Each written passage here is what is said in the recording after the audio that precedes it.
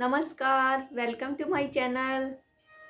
तो दोस्तों, मेरी जो आज की कहानी है वो कहानी है भगवान की आस्था की। तो चलो शुरू करते हैं। एक बार एक बहुत बड़ा व्यापारी था।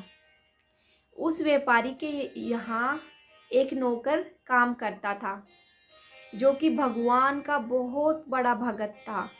वह भगवान की भक्ति में ही लगा रहता था। भजन कीर्तन सत्संग यही उसके काम थे।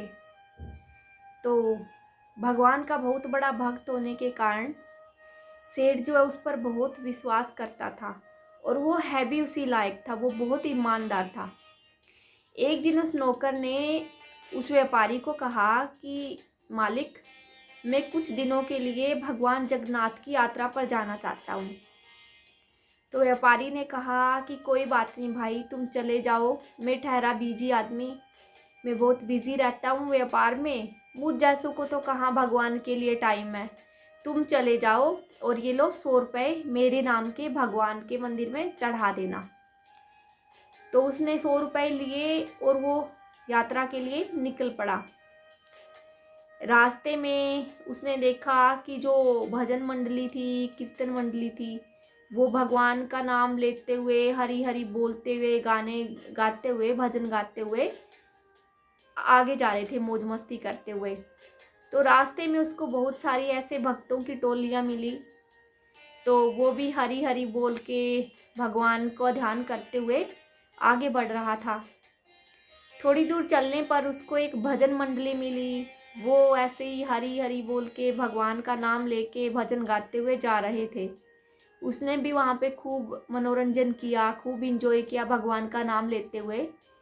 लेकिन उसने देखा कि वो जो है उनके हरि भजन का नाम लेते लेते उनके होठ सूख चुके हैं। अब उसके पास तो ज़्यादा पैसे नहीं थे। उसने सोचा कि क्यों ना मुझे इनके लिए कुछ करना चाहिए, इनके लिए भोजन पानी की व्यवस्था करनी चाहिए। तो उसे अचानक सेठ के दिए हुए 100 रुपीज़ की याद आई। उसने 100 रुपये में से उनके लिए भोजन की व्यवस्था करी। टोटल उसके 98 रुपीज़ खर्च हो गए, सिर्फ 2 रुपये बचे।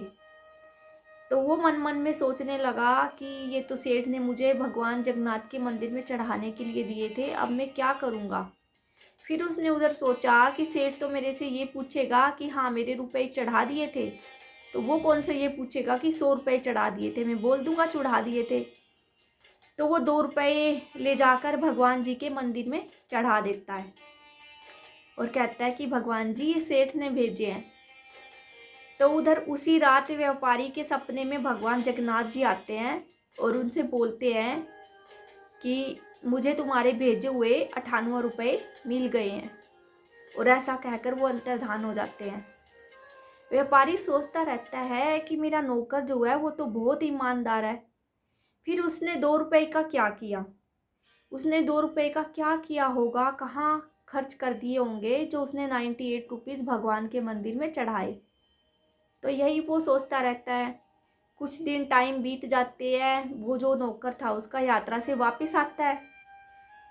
व्यापारी आते उससे पूछता है कि हाँ भाई मेरे रुपए चढ़ा दिए थे मंदिर में। तो वो नौकर कहता है कि हाँ मालिक, मैंने रुपए आपके चढ़ा दिए थे मंदिर में। तो व्यापारी कहता है कि तुमने 98 रुपये चढ़ाए, 2 रुपये का क्या किया, क्या खा लिया था। तो इस पर जो वो नौकर था उसको सारी बातें बताता है कि ऐसे ऐसे मैंने ये किया, 2 रुपये बच गए थे, वो मंदिर में ले जाके चढ़ा दिए। तो वो सेठ है जो उसके पैरों में नतमस्तक हो जाता है कि तुम्हारी वजह से मुझे भगवान जगन्नाथ जी के दर्शन हुए, मैं आपका बहुत बड़ा आभारी रहूँगा। तो दोस्तों, इस कहानी से आपने क्या सीखा? इस कहानी से हमें ये शिक्षा मिलती है कि भगवान कहते हैं कि मुझे तुम्हारे नगद पैसों की कोई ज़रूरत नहीं है। मेरे लिए असली चढ़ावा वो है जो तुम जनमानव की सेवा में खर्च करते हो। मुझे तुम्हारे नगद रुपए नहीं चाहिए। असली मूल्य में मुझे सिर्फ वो 98 रुपीज़ मिले, वो 2 रुपये नगद नहीं जो तुमने चढ़ाए थे। तो इसलिए भगवान के मंदिर में बढ़ चढ़कर चढ़ावा देने की बजाय जो ज़रूरतमंद है, जो नीडी लोग हैं, जो गरीब है, जो सहायता मांगने वाले हैं, उनकी मदद करो। तभी भगवान की नज़रों में आप अच्छे बनोगे, तभी वो भगवान को समर्पित होगा। ये 11,000 21,000 चढ़ाने से भगवान खुश नहीं होते। भगवान खुश होते हैं लोगों की सेवा करने से। जो ज़रूरत है उनकी आर्थिक सहायता कीजिए, तभी भगवान को आप अच्छे लगोगे, प्यारे लगोगे, और तभी आपका चढ़ावा कबूल होगा। तो इसी के साथ मैं आपसे विदा लेती हूँ। कल फिर मिलेंगे एक नई कहानी के साथ, तब तक के लिए नमस्कार। भगवान कहते हैं कि तू करता वही है जो तू चाहता है, और होता वही है जो मैं चाहता हूँ। कहते हैं तू कर वही जो मैं चाहता हूँ, फिर होगा वही जो तू चाहता है।